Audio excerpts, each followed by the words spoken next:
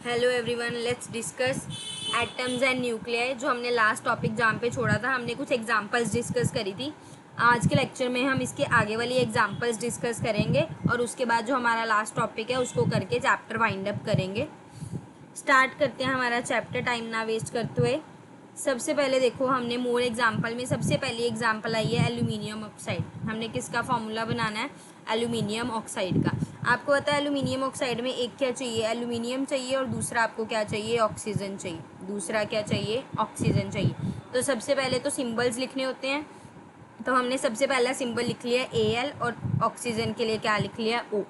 फिर चार्जेस वाला, आइंस वाला टेबल लर्न करवाया था। जिसने अभी तक मेरी इससे पिछली वीडियो नहीं देखी है, डिस्क्रिप्शन बॉक्स में लिंक दे दूँगी। आप डिस्क्रिप्शन बॉक्स से लिंक से आप इजीली वीडियो को देख लो, क्योंकि सारा चैप्टर मैंने एक्सप्लेन करा 1 बाय 1, एक एक लाइन, तो आप इजीली उसको देख सकते हो। हमने देखा था जो एल्यूमिनियम होता है उसका चार्ज क्या होता है? +3, और ऑक्साइड का चार्ज क्या होता है? -2। तो हमने चार्जेस लिख लेने। आप प्लस और माइनस लिखो ना लिखो, उससे कोई भी फ़र्क नहीं पड़ेगा फॉर्मूला में। अगर आप 3 और 2 भी लिख लेते हो तब भी इट्स ओके। फिर हमने क्या करा था? क्रॉस मल्टीप्लाई करना होता है, मतलब Al के पास कौन जाएगा? उसके सामने जो 2 पड़ा है वो Al के साथ चला जाएगा, और ऑक्सीजन के साथ क्या जाएगा? उसके सामने वाला कौन पड़ा? 3, मतलब O के साथ क्या चला जाएगा? 3। तो जो एल्यूमिनियम ऑक्साइड का फॉर्मूला वो क्या बन जाएगा? Al2O3। क्या बन जाएगा? Al2O3। होप आपको ये वाला फॉर्मूला क्लियर हो गया होगा।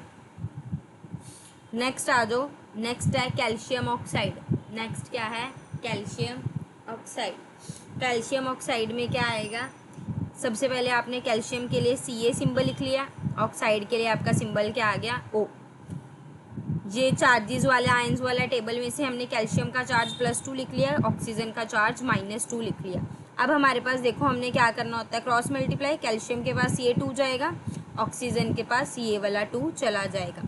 फिर मैंने आपको लास्ट लेक्चर में ये भी बताया था, जब दोनों सेम हो तो हम कट कर सकते हैं। जैसे 2 को 2 से कट कर दिया, शो नहीं करना होता कट करना, बस आपको ये पता होना चाहिए कट करके ये भी 1 बन जाएगा, O भी क्या बन जाएगा? 1। और 1 को लिखने की ज़रूरत नहीं है, मतलब जो इसका फॉर्मूला आ जाएगा वो क्या आ जाएगा? CaO। क्या आ जाएगा? CaO। होप इतना क्लियर हो गया होगा। अब मूव करते हैं नेक्स्ट फार्मूला की तरफ। नेक्स्ट फार्मूला है सोडियम नाइट्रेट। क्या है? Sodium nitrate. सोडियम के लिए Na सिंबल लिख लिया, नाइट्रेट के लिए हमारा फार्मूला क्या था? NO3। क्या था? NO3। आयंस वाले टेबल में जाओगे, चार्जेस निकालोगे। सोडियम का चार्ज क्या है? 1। NO3 का क्या है? -1। एक बार मैं आपको दिखा भी देती हूँ। ये देखो, ये वाला सिंबल है। देखो सोडियम का चार्ज क्या है? +1। और नाइट्रेट इस साइड देखो, यहाँ पे नाइट्रेट लिखा नहीं हुआ, चलो इस वाले टेबल में नाइट्रेट है, ये रहा। ये देखो नाइट्रेट, नाइट्रेट का चार्ज क्या है? -1। नाइट्रेट का फॉर्मूला क्या है? NO3। आपको फॉर्मूला भी पता होना चाहिए और इनके चार्जेस भी पता होने चाहिए। तो नाइट्रेट का क्या आ गया? NO3। तो हमने यहाँ पे क्या लिख लिया? नाइट्रेट में NO3, और उसके बाद चार्ज क्या है? -1। तो यहाँ पे क्या आ गया? -1। फिर हमने क्या करना होता है? Cross multiply. Na के साथ क्या चला गया? 1। एक सेकेंड, देखो Na के साथ क्या चला गया? 1। और NO3 के साथ भी क्या चला गया? 1। 1 लिखने की ज़रूरत नहीं है, तो ये आपका फॉर्मूला क्या बन जाएगा? NaNO3। क्या बन जाएगा? NaNO3। अब डी पार्ट पे आते हैं। डी है कैल्शियम हाइड्रोक्साइड। वही सेम आपने टेबल वाले में से जाना है। इसमें से आप पहले कैल्शियम का देख लो। कैल्शियम ये पड़ा, कहाँ पड़ा आपका कैल्शियम? ये देखो यहाँ पे कैल्शियम पड़ा हुआ है। कैल्शियम आपने यहाँ से उठा लेना है, ऑक्साइड आपने यहाँ से उठा लेना है। हमारा कैल्शियम के साथ क्या था? एक सेकेंड, ये देखो इधर कैल्शियम हाइड्रोक्साइड है, तो हमने हाइड्रोक्साइड देखना है। हाइड्रोक्साइड आयंस वाले टेबल में से देखोगे तो ये पड़ा हाइड्रोक्साइड, OH नेगेटिव। और कैल्शियम का क्या पड़ा है? Ca2 positive. तो आपने क्या लिख देना है? Ca के नीचे 2 पॉजिटिव लिख देना है, और हाइड्रोक्साइड OH के नीचे क्या लिख देना है? 1। तो मतलब Ca के पास कौन गया? 1 गया, और OH के पास कौन गया? 2। फिर मैंने आपको लास्ट लेक्चर में जब हमने रूल्स करे थे तब मैंने आपको बताया था, जो भी पॉलीएटॉमिक आयन होगा उसको हमेशा ब्रैकेट में लिखना है। कैसे लिखना है? ब्रैकेट। और हमें पता है NO3 हमारा पॉलीएटॉमिक में था, OH हमारा पॉलीएटॉमिक में था। इसमें हमने इसलिए नहीं लिखा क्योंकि इसमें पावर 1 ही थी। 1 को ब्रैकेट में लिखने से कोई भी फ़र्क नहीं पड़ेगा, इसलिए हमने यहाँ पे अवॉइड कर दिया था। बट यहाँ पे अब क्या आ गया, 2 आ गया OH के साथ, तो इसको आपको ब्रैकेट में लिखना ही पड़ेगा। तो जो ये आपका फॉर्मूला बन जाएगा वो क्या आ जाएगा, CaOH ट्वाइस। क्या आ जाएगा, CaOH ट्वाइस। अब उसके बाद देखो आगे क्या लिखा हुआ है लाइंस में, note that the formula of calcium hydroxide is CaOH twice note CaOH2। मतलब आपने OH2 नहीं लिखना, क्योंकि अगर आप OH2 लिखोगे इसका मतलब है सिर्फ और सिर्फ हाइड्रोजन 2 है, ऑक्सीजन 1 नहीं है। बट हमने OH पूरा 2 लिया है, मतलब आपके ऑक्सीजन भी 2 है और आपके हाइड्रोजन भी क्या है, 2 है। इन्होंने यही लिखा है, we use bracket when we have 2 और more same ions in the formula. इस this indicate that OH with the subscript 2 indicate 2 hydroxyl group. इसका मतलब क्या है, OH और OH ग्रुप क्या है हमारे पास, 2 हैं जब ये ज्वाइन करेंगे। In other words there are 2 oxygen and hydrogen in the calcium hydroxide. मतलब इसमें हमारे पास 2 ऑक्सीजन होते हैं और 2 ही हाइड्रोजन होते हैं। होप इतना आपको क्लियर हो गया होगा। नेक्स्ट मूव करते हैं। नेक्स्ट फॉर्मूला हमारा है कैल्शियम कार्बोनेट। कैल्शियम कार्बोनेट के लिए आपने सोडियम कार्बोनेट, सोडियम कार्बोनेट के लिए सबसे पहले आपने सोडियम लिख लेना Na, कार्बोनेट के लिए आपने क्या लिख लेना फॉर्मूला उसका, CO3। चार्जेस आ जाओ, सोडियम का चार्ज क्या होता है, +1, कार्बोनेट का क्या होता है, -2। क्रॉस मल्टीप्लाई करोगे, Na के साथ क्या चला गया, 2 चला गया, और CO3 के साथ क्या चला गया, 1। 1 लिखने की ज़रूरत नहीं है, इसलिए हमने ब्रैकेट नहीं डाली, डायरेक्ट लिख दिया Na2CO3। बट यहाँ पे अगर 2, 3, 4 कुछ भी नंबर होता तो हमें ब्रैकेट डाल के लिखना पड़ता। क्लियर। नेक्स्ट आ जाओ अमोनियम सल्फेट। अमोनियम भी हमने देखा था अभी फॉर्मूला क्या होता था उसका, NH4, और सल्फेट का भी हमने देखा था क्या होता था, SO4। अमोनियम का चार्ज क्या होता है, +1, सल्फेट का चार्ज क्या होता है, -2। क्या होता है, -2। क्रॉस मल्टीप्लाई करेंगे, दोनों हमारे क्या हैं, पॉलीएटॉमिक आयंस है, मींस दोनों के साथ आपकी ब्रैकेट जाएगी। मतलब NH4 जब 2 के साथ गया तो क्या बन गया, NH4 ट्वाइस, और SO4 को इसके साथ गया 1 के साथ, 1 के साथ ब्रैकेट लगाने की ज़रूरत नहीं है। तो ये आपका फॉर्मूला क्या बन गया, NH4 ट्वाइस SO4। क्या बन जाएगा, NH4 ट्वाइस SO4।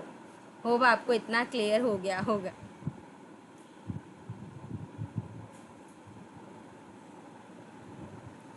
नेक्स्ट आ जाते हैं नेक्स्ट टॉपिक पे। नेक्स्ट आपका टॉपिक है मॉलिक्यूलर मास। अब हमने मॉलिक्यूलर मास के बारे में डिस्कस करना है। ये आपका केमिकल फॉर्मूला वाला सारा टॉपिक डन हो गया। अगर किसी को नहीं समझ आया, कुछ नहीं पता लगेगा, तो एक बार वीडियो रिवाइंड करके देख लेना, मैंने सारा एक्सप्लेन अच्छे से कर दिया। अगर फिर भी डाउट हो तो आप कमेंट सेक्शन में अपना डाउट पूछ सकते हो। स्टार्ट करते हैं मॉलिक्यूलर मास। मॉलिक्यूलर मास का कंसेप्ट जो हमारा है वो हमने एटॉमिक मास जैसे डिस्कस किया था वैसे ही हमारा मॉलिक्यूलर मास है। बस मॉलिक्यूलर मास क्या है, एक्सटेंडेड वर्जन है एक तरह का एटॉमिक मास का। मॉलिक्यूलर मास है क्या, it is basically the sum of atomic masses of all the atoms in the molecule. मतलब एक मॉलिक्यूल में जितने एटम्स हैं उन सभी के मासेस को क्या कर दो, सम कर दो, और वो आपका क्या बन जाएगा, मॉलिक्यूलर मास बन जाएगा। Therefore the relative mass can be expressed in, और जो वो मास आपका निकलेगा उसी को आप एटॉमिक मास यूनिट बोलोगे, और उसके लास्ट में आपने U लिखना होता है। मतलब यूनिट क्या देनी है इसकी, U। जैसे लेंथ के लिए हम सेंटीमीटर लिखते हैं, ऐसे एटॉमिक मास के लिए आपको क्या यूनिट लिखनी है, U यूनिट लिखनी है। जैसे क्वेश्चन करते हैं ताकि आपको क्लियर हो जाए। उन्होंने क्या है, वाटर का मॉलिक्यूलर मास निकालना है। किसका निकालना है आपने, वाटर का मॉलिक्यूलर मास निकालना है। अब वाटर आ जाओ, वाटर देखो किस किस से बना, 2 हाइड्रोजन है और 1 ऑक्सीजन है। क्या है, 2 हाइड्रोजन है और 1 ऑक्सीजन है। हमें पता है हाइड्रोजन का मास कितना होता है, 1। ऑक्सीजन का मास कितना होता है, 16। आपने क्या लिखना है, 2 हाइड्रोजन है means 2 into mass of hydrogen. Hydrogen का मास कितना है, 1, प्लस ऑक्सीजन 1 नहीं है तो आपने 1 लिख देना, इंटू मास ऑफ ऑक्सीजन वो क्या है, 16। तो आपका क्या आ जाएगा, 2 + 16 दैट इज़ 18 यूनिट। तो मतलब अगर मैं आपको इंग्लिश में बताऊँ लिख के फॉर्मूला को कैसे लिखना होता है, जितने आपके नंबर हैं, एटम्स हैं, जैसे इसमें 2 थे तो 2 into mass of hydrogen, hydrogen 2 थे तो 2 into mass of hydrogen, into oxygen कितना है, 1 नहीं है means 1 into mass of oxygen, 1 into mass of oxygen. तो आपका यहाँ पे 2 आ गया, मास ऑफ हाइड्रोजन 1 था तो हमने 1 लिख दिया, फिर आपका प्लस करके 1 आ गया, मास ऑफ ऑक्सीजन क्या था 16, तो हमने यहाँ पे क्या लिख दिया 16। उसके बाद आपने सॉल्व करना है, 2 और 1 को सॉल्व करोगे आपका 2 आ जाएगा, 1 और 16 को सॉल्व करोगे 16 आ जाएगा, दोनों को ऐड करोगे तो आपका क्या आ जाएगा 18। तो इस क्वेश्चन का आंसर क्या हो गया 18 यूनिट। मीन्स जो मास है वाटर का वो कितना होता है 18 एटॉमिक मास यूनिट होता है। ठीक है, नेक्स्ट एग्जाम्पल है आपका HNO3 का मास। किसका मास पूछ रहे हैं HNO3 का। अब HNO3 में देखो कौन कौन है, एक हाइड्रोजन है, एक नाइट्रोजन है और एक क्या है ऑक्सीजन। पहले आपको इन तीनों का मास पता होना चाहिए। जो हाइड्रोजन है, हाइड्रोजन का मास कितना होता है 1, नाइट्रोजन का मास कितना होता है 14 और ऑक्सीजन का मास कितना होता है 16। ये हमें जो डाटा हमें पता था वो हमने लिख लिया। अब निकालना क्या हमने मास ऑफ HNO3, क्या निकालना है HNO3। अब देखो हाइड्रोजन कितने हैं, एक ही है तो 1 इंटू मास ऑफ हाइड्रोजन क्या था 1, तो यहाँ पे क्या आ गया 1। अब नाइट्रोजन देखो, नाइट्रोजन कितने हैं फॉर्मूला में 1, तो यहाँ पे क्या आ गया 1 और मास ऑफ नाइट्रोजन कितना है 14, तो यहाँ पे क्या आ गया 14 प्लस ऑक्सीजन टोटल कितने हैं 3, तो हम यहाँ पे क्या लिखेंगे 3 इंटू मास ऑफ ऑक्सीजन कितना है 16। तो 1 इंटू 1 करोगे क्या आएगा 1, 1 इंटू 14 करोगे तो क्या आएगा 14, 3 इंटू 16 करोगे तो कितना आ जाएगा 48। फिर इन तीनों को आप ऐड कर दोगे तो आपका क्या आ जाएगा 63 यूनिट। तो इस क्वेश्चन का आंसर क्या हो जाएगा 63 यूनिट। होप आपको ये वाला भी क्वेश्चन क्लियर हो गया होगा कि मॉलिक्यूलर मास निकालते कैसे हैं। पहले तो एक एक एटम का मास पता होना चाहिए, उसके बाद अकॉर्डिंगली जैसा फॉर्मूला है वैसे आपने वैल्यूज जस्ट पुट ऑन करनी है, तो आपके पास क्या आ जाएगा मॉलिक्यूलर मास आ जाएगा। लास्ट टॉपिक इस चैप्टर का, फिर हमारा चैप्टर वाइंड अप हो जाएगा। जिसने अभी तक सारा चैप्टर नहीं देखा, आई रेकमेंड कि आप सारा चैप्टर स्टार्टिंग से देख लो। नेक्स्ट है formula unit mass. Formula unit mass क्या है, it is sum of atomic masses of all the atoms in the formula unit of compound. मतलब कंपाउंड का जो फॉर्मूला है उसके अंदर जितने भी एटम्स हैं उन सभी के एटॉमिक मास को ऐड अप करना, वही आपका क्या आ जाएगा फॉर्मूला यूनिट मास। मतलब ये बिल्कुल सेम मैनर है जैसे हमने ऊपर मॉलिक्यूलर मास किया था, वैसे ये निकालना है। बस डिफरेंस क्या है, we use the word formula unit. इसमें हम क्या वर्ड यूज़ करते हैं, फॉर्मूला यूनिट वर्ड यूज़ करते हैं। whose constituent particles are ions, जिनके पार्टिकल्स क्या होते हैं आयंस होते हैं। मतलब अगर मॉलिक्यूलर है, मॉलिक्यूलर में हम एटम्स का यूज़ करते हैं, फॉर्मूला में हम बेसिकली आयंस जिनसे बनते हैं, आयन से जो फॉर्मूला बनता है उनके जो यूज़ निकालते हैं वो फॉर्मूला यूनिट मास है। क्लियर, मतलब मॉलिक्यूलर मास क्या है, एटम्स का कॉम्बिनेशन को ऐड करके बनता है, और फॉर्मूला यूनिट मास में हम आयंस जो एज अ एटम, जो मतलब atom as a ion behave करते हैं उनका सम निकालना, उसको हम फॉर्मूला यूनिट मास बोल देते हैं। जैसे सोडियम क्लोराइड, हमें पता है सोडियम क्लोराइड कैसे बनता है, ये क्या है एक आयन है जो Na+ है, क्लोरीन क्या है एक आयन है जो Cl- नेगेटिव है, इन दोनों को कंबाइन करते हैं तो हमारा फॉर्मूला बन जाता है NaCl। तो ये फॉर्मूला बना आयंस को जोड़ के, तो ये क्या किस कैटेगरी में आ गया, फॉर्मूला यूनिट मास कैटेगरी में आ गया। मेथड वही है इसमें भी निकालने का। Na कितने हैं 1 है, Na का मास कितना होता है 23, Cl कितना है 1 है, Cl का मास कितना होता है 35.5। तो इन दोनों को ऐड करोगे 23 और 35.5 को, तो आपका आंसर कितना आ जाएगा 58.5।